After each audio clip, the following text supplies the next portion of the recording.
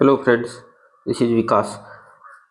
आज हम एक बहुत ही समसामयिक मुद्दे को डिस्कस करेंगे जिसके बारे में अनेक जगहों पर चर्चा है और विवाद का विषय बना हुआ है। यह है यूजीसी के द्वारा हाल ही में जारी किए गए promotion of equity in higher education institutions regulation 2026। अर्थात यूजीसी ने जो हायर एजुकेशन इंस्टीट्यूशन में इक्विटी स्थापित करने के लिए एक रेगुलेशन लाया है, उसको डिस्कस करेंगे। 13 जनवरी 2026 को यूजीसी अर्थात विश्वविद्यालय अनुदान आयोग ने UGC promotion of equity in higher education regulation 2026 को अधिसूचित किया है, जिसने 2012 के पूर्ववर्ती भेदभाव विरोधी ढांचे का स्थान लिया है। ओके, ये एंटी डिस्क्रिमिनेशन फ्रेमवर्क 2012 में एक एंटी डिस्क्रिमिनेशन फ्रेमवर्क था, उसका स्थान इसने ले लिया है। अब इसके हम प्रमुख प्रावधानों को जानेंगे तथा इसके बारे में कुछ जो महत्वपूर्ण राय है उसको भी जानेंगे। पहला है कि नए नियम का उद्देश्य क्या है। सबसे पहले इसको समझेंगे कि नए नियम जो बनाए गए हैं उसका उद्देश्य क्या है। इसका मुख्य उद्देश्य है उच्च शिक्षा में अर्थात हायर एजुकेशन में जो है जाति आधारित भेदभाव को कम करना। कम करना अर्थात जाति आधारित भेदभाव जो पहले था वो एक विवेकाधीन शिकायत के बजाय एक लागू करने योग्य प्रशासनिक मुद्दा बनाकर इसे कम करना। अर्थात जाति आधारित भेदभाव को कम करना है, पर उसे कम कैसे करेंगे। पहले के नियम में एक विवेकाधीन मतलब होता है कि आप ये डिस्क्रिशनरी ग्रीवेंसेस, विवेकाधीन शिकायत अर्थात वो उसके डिस्क्रेशन पर निर्भर करता है।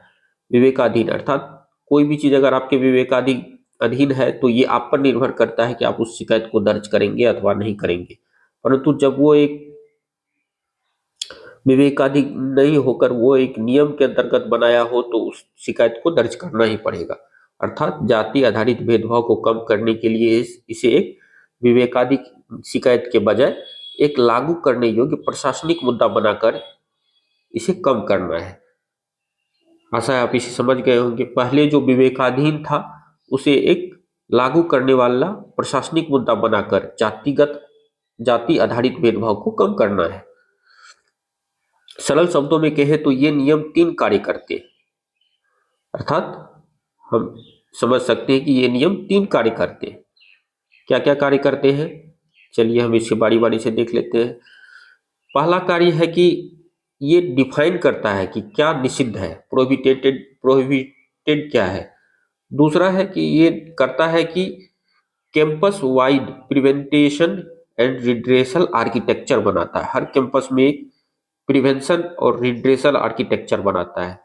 तीसरा करता है कि यूजीसी को अनुपालन न करने को नियामक उल्लंघन अर्थात यूजीसी अगर कोई भी संस्थान अगर इसे अनुपालन नहीं करता है तो उसे एक नियामक उल्लंघन मानकर उस पर कार्रवाई कर सकता है।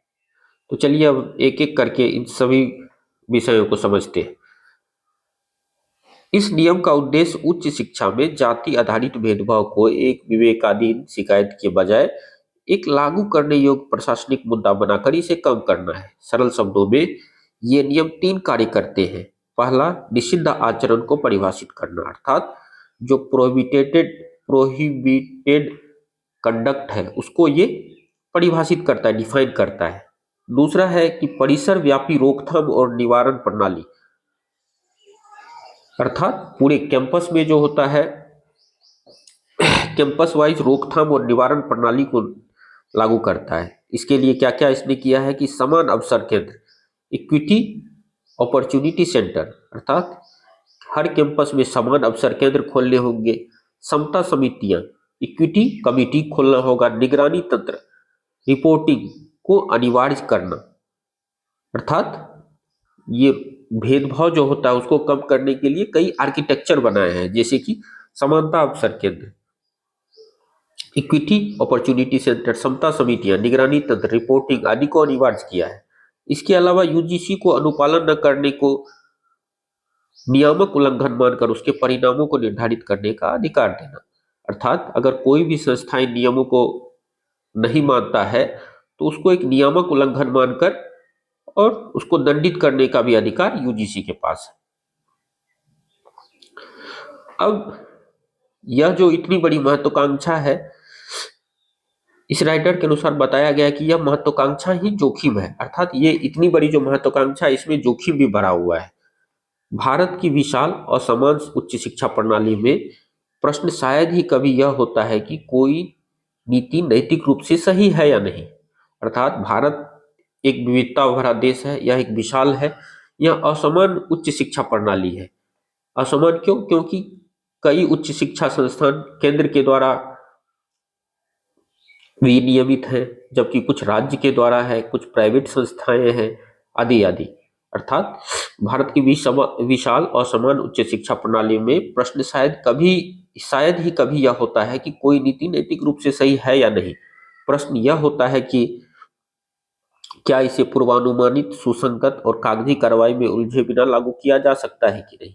अर्थात कहने का तात्पर्य है कि प्रश्न यह है कि क्या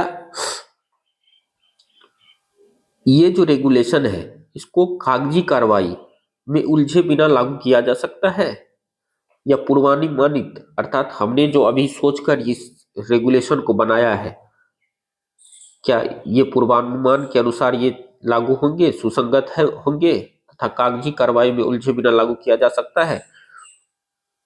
जब नियम अधिसूचित किए गए तो तत्काल बहस वैचारिक हो गई।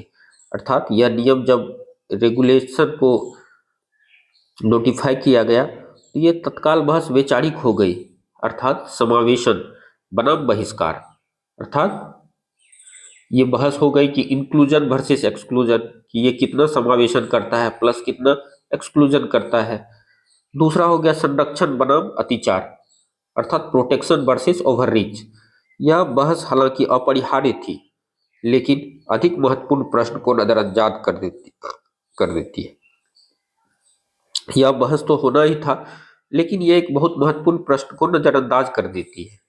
असली मुद्दा यह नहीं है कि नियम नैतिक रूप से उचित है या नहीं। असली मुद्दा यह नहीं है कि नियम नैतिक रूप से उचित है या नहीं। मुद्दा यह है कि क्या वे प्रशासनिक रूप से सुसंगत और संस्थागत रूप से उस प्रणाली में कारगर हैं जो ऐतिहासिक रूप से नियमों को व्यवहार में बदलने में संघर्ष करती रही है। अब नियमों की हम खूबियां पर देखते हैं। सबसे पहले यूजीसी विनिमय 2026 का ढांचा कई ऐसे काम करता है जिन्हें पिछली नीतियों ने नजरअंदाज किया या नरम कर दिया था। नियम की खूबियां क्या है? 2026 का जो ढांचा है ये पिछली नीतियों में जो कमियां रह गई थी या पिछली नीतियों ने जिसको नजरअंदाज किया था या नरम कर दिया था, उसको ये शामिल करता है। यह भेदभाव को स्पष्ट रूप से परिभाषित करता है। यह संस्थानों में जो भेदभाव होता है उसको स्पष्ट रूप से परिभाषित करता है कि किसे हम भेदभाव मानेंगे। निष्पक्षता के अस्पष्ट उपदेशों से आगे बढ़कर, पहले क्या था कि निष्पक्षता के अस्पष्ट उपदेश दिए जाते थे, अर्थात कि ये होगा तो उसे हम निष्पक्षता मानेंगे। अब ये रेगुलेशन जो है भेदभाव को स्पष्ट रूप से परिभाषित करता है। इसके तहत हर संस्थान को भेदभाव को अनौपचारिक रूप से निपटाने के बजाय, अनौपचारिक फॉर्मल तरीके से निपटाने के बजाय रोकथाम और निवारण के लिए एक औपचारिक तंत्र स्थापित करना अनिवार्य है। अर्थात इसके लिए एक औपचारिक तंत्र स्थापित करना अनिवार्य है। यह संस्थागत नेतृत्व पर पूर्णतः उत्तरदायित्व डालता है और गुमनाम समितियों के माध्यम से जवाबदेही को बांटने की पुरानी प्रथा को खारिज करता है। पहले जो होती थी गुमनाम समितियां होती थी, कोई एक फिक्स समिति नहीं होती थी और किसी भी समिति की कोई जवाबदेही नहीं होती थी। उस प्रथा को हटाकर, पुरानी प्रथा को खारिज कर यह एक औपचारिक तंत्र स्थापित करना अनिवार्य बनाता है। यह महत्वपूर्ण है, यह एक बहुत ही इंपॉर्टेंट स्टेप्स है। हिस्टोरिकली हम देखते हैं कि भारत के कैंपस में भेदभाव की शिकायतें 3 गंभीर कमियां रही है। क्या क्या कमी रही है? जिसे 3D प्रॉब्लम कहते हैं। पहला होता है डिनायल, अर्थात जब भी कभी भेदभाव होता है तो पहला डिनाई करता है कि ऐसा हुआ ही नहीं है।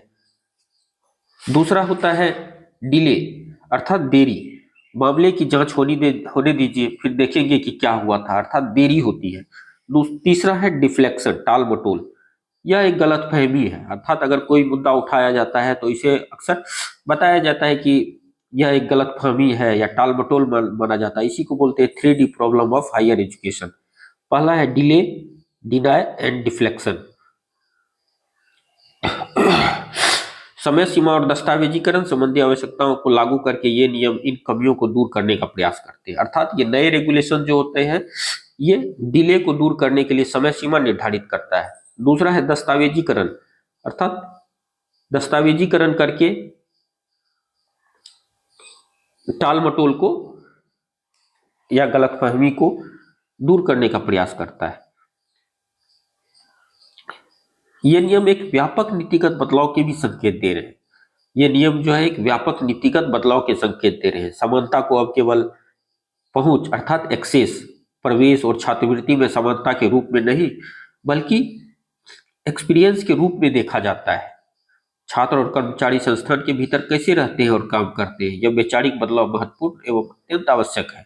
यह वैचारिक बदलाव क्या है, एक तो महत्वपूर्ण है और दूसरा अत्यंत आवश्यक है। अब इसके क्या प्रभाव पड़ सकते हैं, नकारात्मक प्रभाव की हम बात करें कि यह डिजाइन पर क्या दबाव पड़ सकता है। यूजीसी का 2026 का ढांचा संस्थागत तंत्र पर बहुत अधिक निर्भर करता है, अर्थात हमारे इंस्टीट्यूशनल तंत्र क्या है, क्या काम कर रहा है।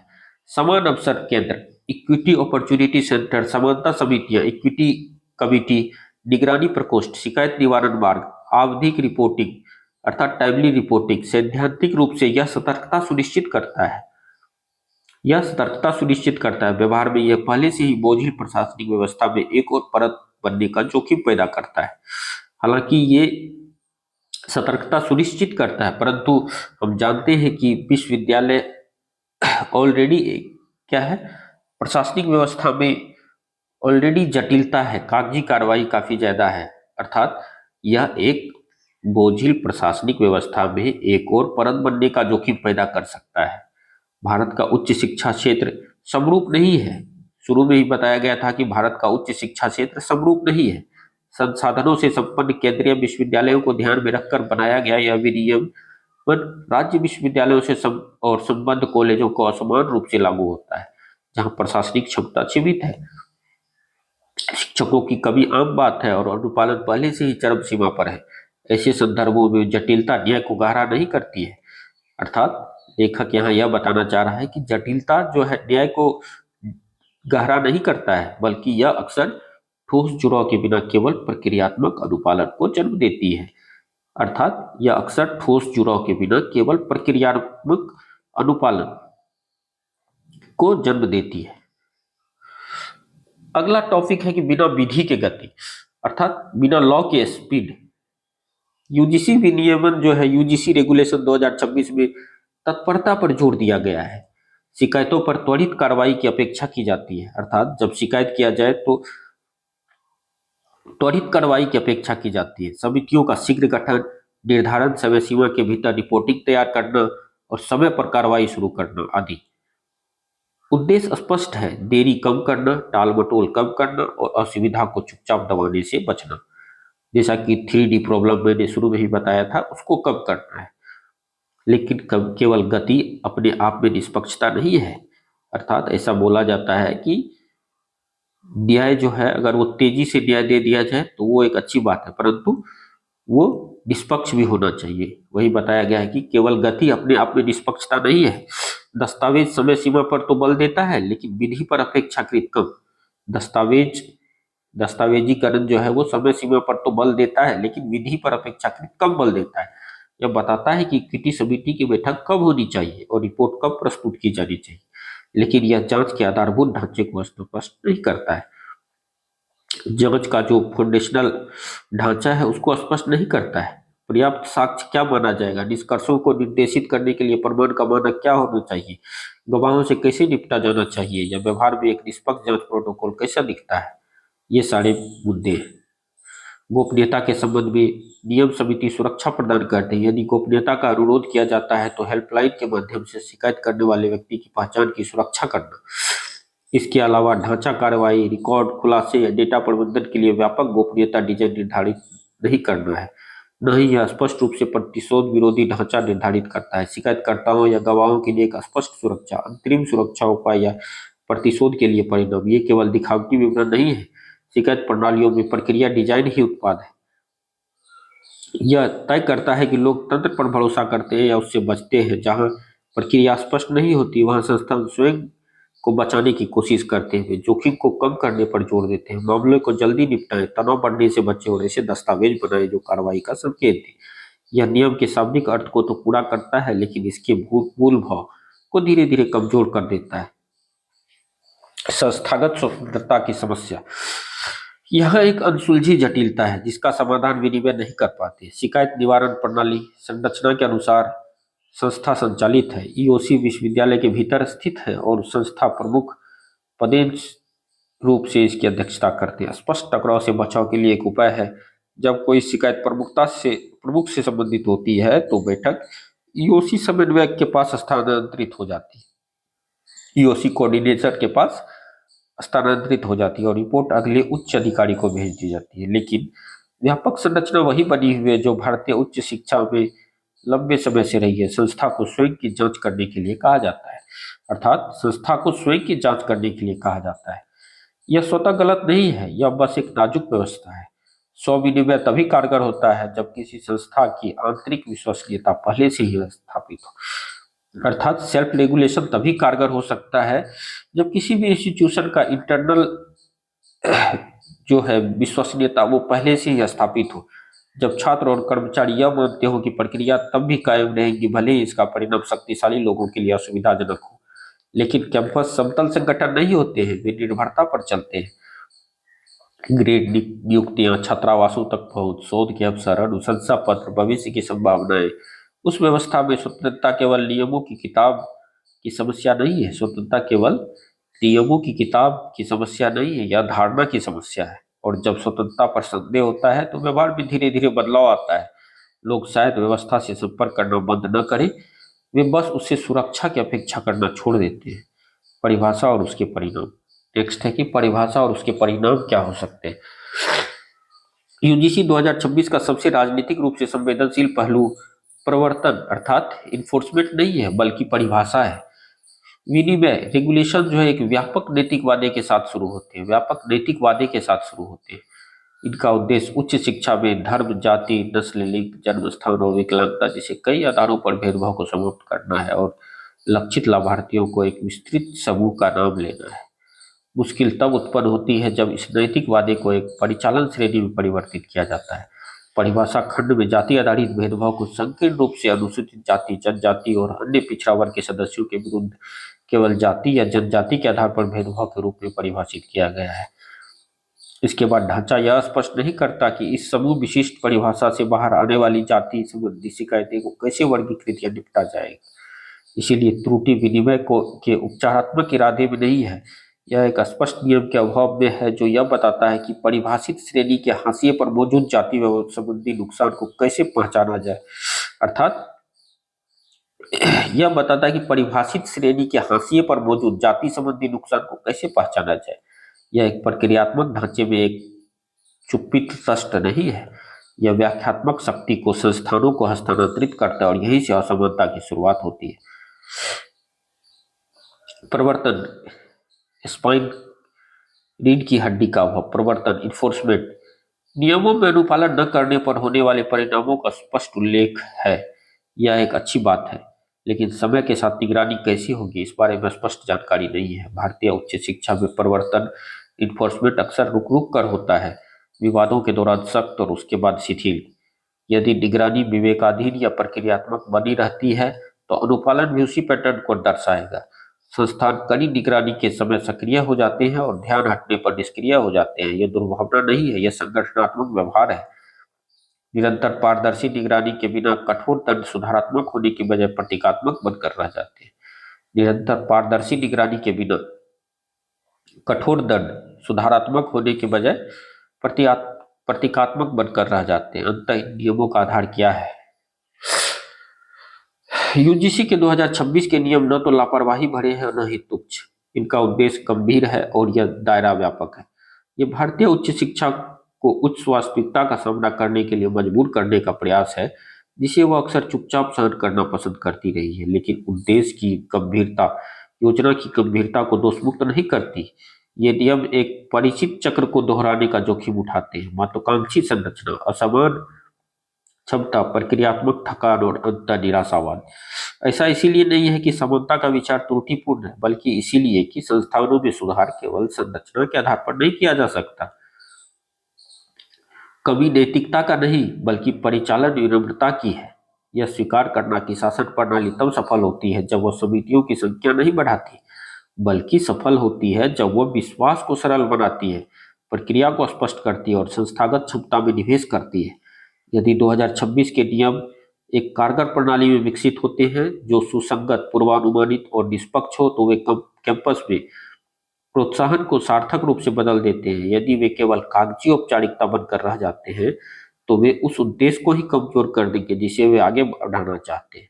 उच्च शिक्षा में समानता नियमों को कितनी सख्ती से लिखा जाता है, उसे उससे प्राप्त नहीं होती।